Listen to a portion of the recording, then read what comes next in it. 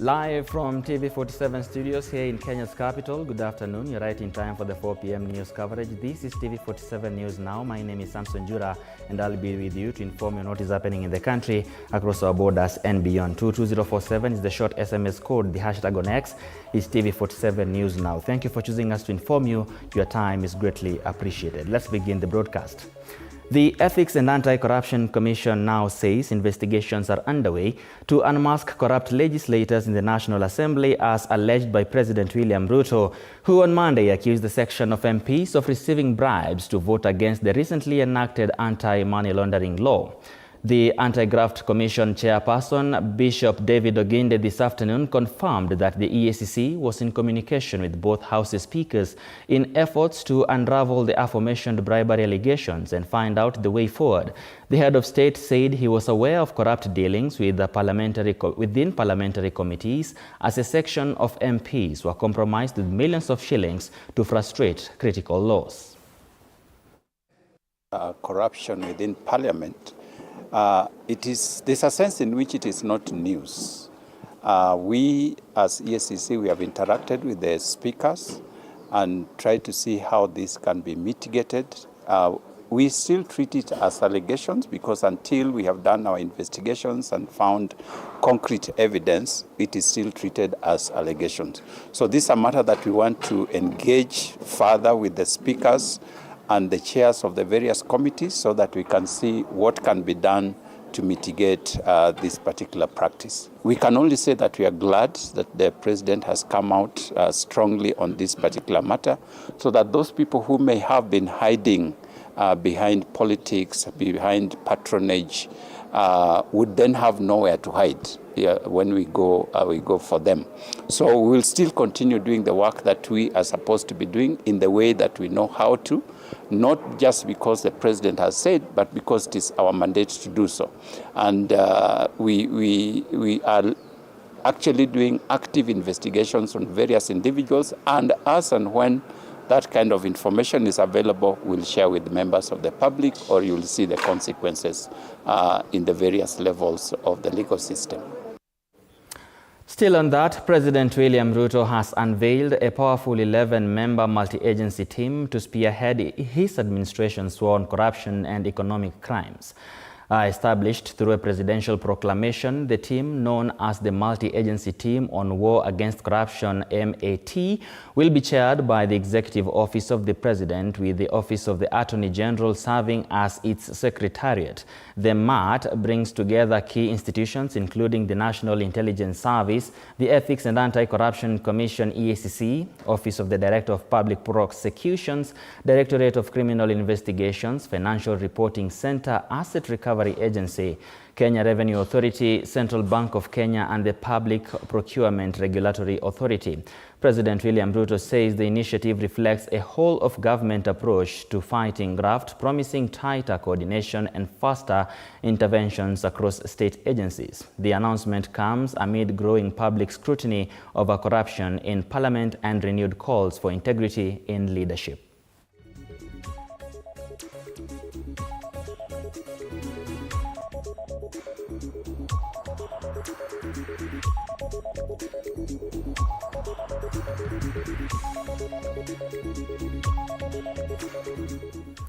Moving on, healthcare services in Lamu County have been thrown into disarray following a strike by nurses protesting what they described as persistent neglect by the county government. The industrial action announced at Mpeketoni Hospital comes after months of stalled negotiations. Nurses say they submitted their proposals earlier this year, but claim their grievances, which include poor working conditions, delayed allowances, and understaffing, have not been adequately addressed. Speaking on behalf of the striking workers, nurses representative Eric Otieno said the strike will continue until their concerns are heard and acted upon.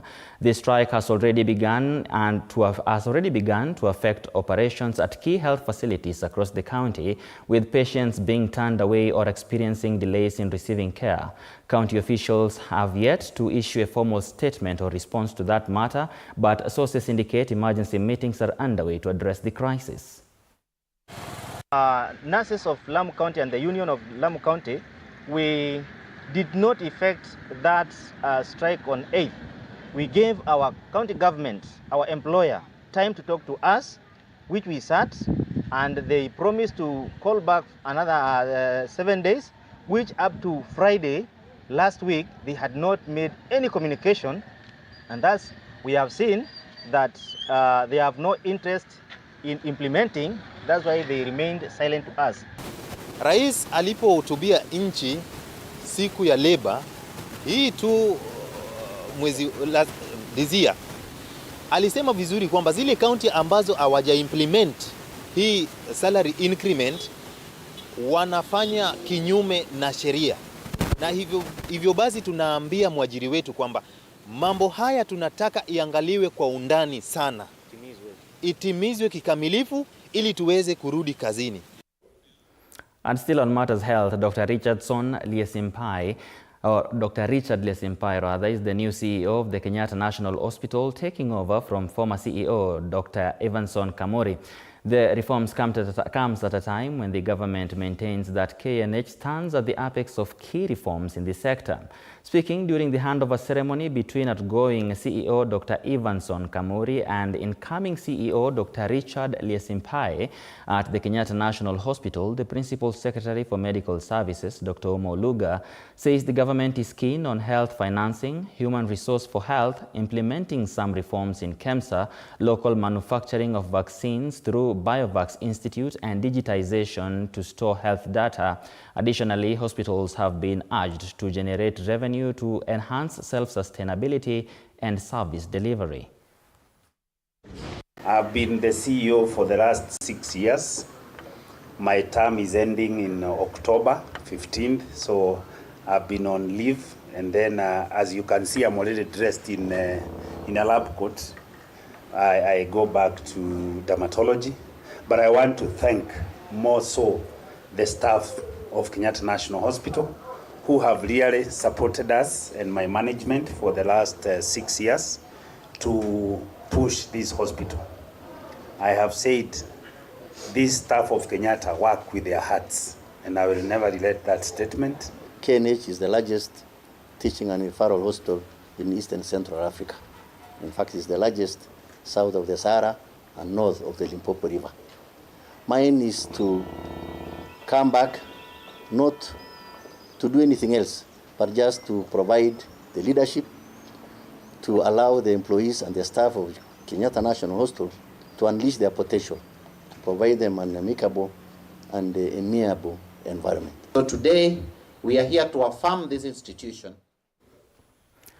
Moving on, a section of Nairobi residents are expressing growth frustration over what they are describing as stalled development in the city more than a decade into devolution. Many are blaming poor leadership and corruption, saying county officials are failing to deliver meaningful progress. Residents are pointing to the recent devolution conference in Homa Bay County, where leaders were showcasing notable achievements. Governor Gladys Wanga is receiving praises for steering Homa Bay's development, and now Nairobi residents are suggesting that a woman leader could bring similar transformation to the city.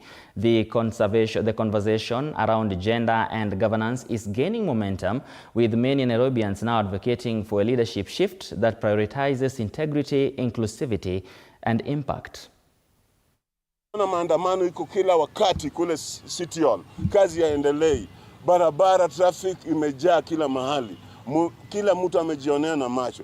Na ndiyo tunasema, tumeangalia kaunti zingine. Tumeona kaunti ya Kirinyaga ambayo ilikuwa inaongozwa na Madam Anne Waiguru. Tumeona ule kaunti ya Homa Bay ambayo sasa hii imekuwa ndio kama capital city wa Kenya, inaongozwa na Gladys Wanga. Tunapotembea, tumetembelea kama Kirinyaga kule ambayo inaongozwa na mama. Tumeona kwamba kuna maendeleo kule, na kule kuna hata mafactories zinawekwa huko. Tumetembea kama Homa Bay. Juzi uliona Homa Bay jinsi ilivyokuwa. Sasa hii ukienda Homa Bay ni jiji ambaye hata hivi karibuni litakuwa kuwa jiji kuu, manake limeendelea. And about 30,000 residents of Ngoviu in Manyata constituency risk major disruption as the Gwashema Kithiga Kiandome-Kwamove Road may be closed. The road, critical for transport and services, was built on land surrendered by 50 families in 2022. However, 4 years on, the Embu County government has not compensated them. This delay has led to significant losses, with the families reporting crop damages worth 50 million Kenya shillings and some landowners passing away without payment. Frustrated residents have started digging trenches to reclaim their land, threatening the closure of the road. They express concerns over unmet expectation from county leadership and maintenance challenges, noting that the road becomes nearly impassable during rainy seasons.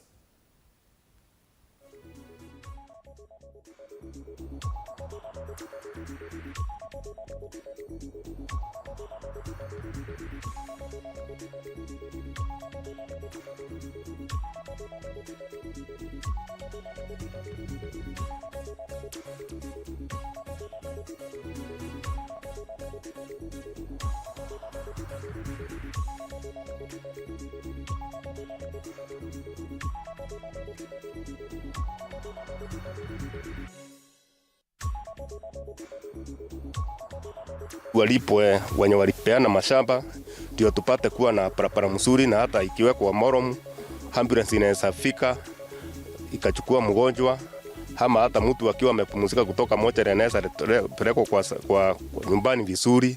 Sasa isipokuwa hivyo tunasindangwa tuko Kenya gani? Kila kitu kilikuwa kwa hiyo njia. Kulikuwa na majani chai, kulikuwa na kahawa, kulikuwa na mandizi, viazi ngumu na makadamia na avocado, yote lingolewa na hawa watu bado wanaendelea kuhesabu hasara. Na kwa hivyo tunaomba hao watu walipwe, ndivyo gharama yao na shida ile manayo waweze kutatua mashida yao. Omba wayashughulikie, tulipwe, ndio kwa maana wazee wetu wamekuwa wazee kabisa, wengine wamegonjeka, hata hawana faida ya barabara hii. Sasa wanauliza walipeana barabara itusaidie, na wao wanjapatiwa gharama yao. Hii barabara ikifungwa nitapata shida sana. Juu niko na watoto natokea kwenda kuwatafutia na ninatokea na hii njia. Sasa watu wa hii area wakipanga kufunga, hata watoto wangu watapata njaa hapo. Na tuko watu wengi sana. Kuna watu wanakujua hapa na Nduthi, kuna watu wengine wanatokea. Alafu sasa wakiamua kuifunga, si unaona hata sisi tutakuwa na njaa. Kwa hivyo tunaomba serikali mtusaidie, kama hii ni barabara watu waweza kulipo ili tusipate shida sana. Hundreds of students from the tea growing regions across Kenya are gathering in Nairobi this week for the 8th annual KTDA National Tea Scholarship Mentorship Workshop. The 5-day event, running from August 17th to the 21st, is bringing together over 500 scholarship beneficiaries, mentors, and education advocates to address challenges facing rural youth, especially access to quality education, career guidance, and economic opportunity. Participants are engaging in sessions focused on leadership, financial literacy, mental health, and navigating post-secondary education. Many students say the mentorship is helping bridge gaps in exposure and support that persistent in rural communities. We're going to look at health as a key pillar in driving the vision of Farmer First as we move forward. Then thirdly, we also look at environmental sustainability and climate change, because, you know, our planet gives us the tea that we have. So we have to make sure that we take care of the natural resources that God has given us. We look at all aspects, not just education and academics. And we want to move to the next level where we are ensuring that the people who come through the KTDA ecosystem grow to leaders in this country who will transform not only the tea sector, but also transform this country.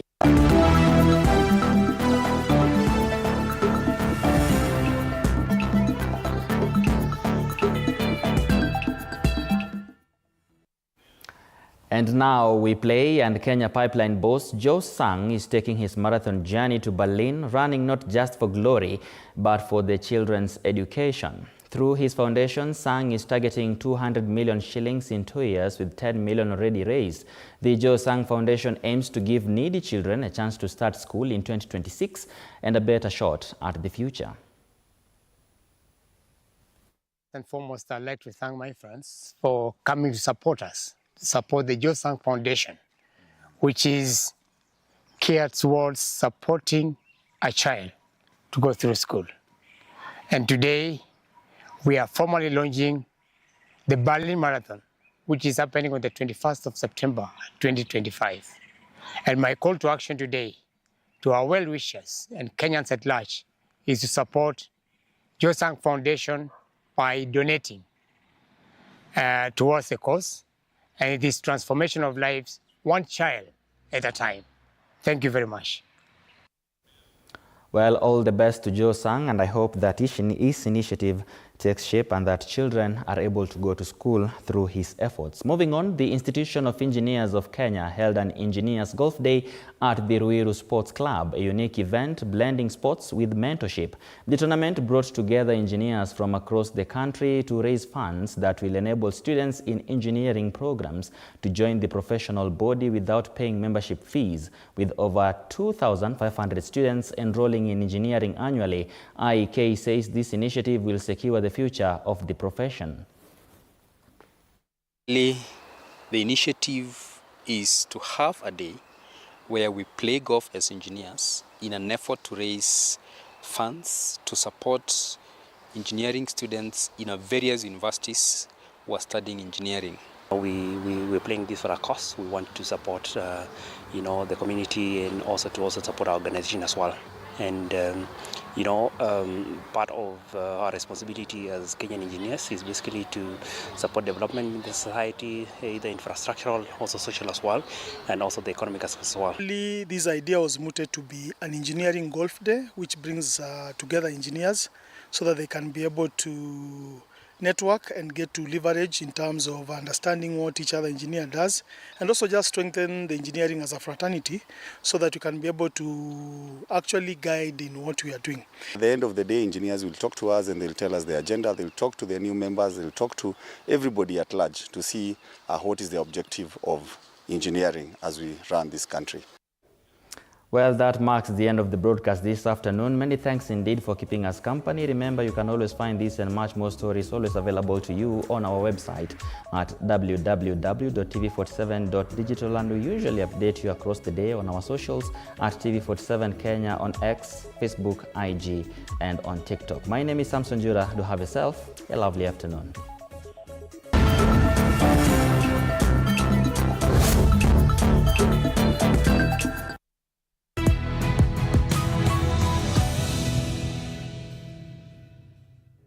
Excuse me.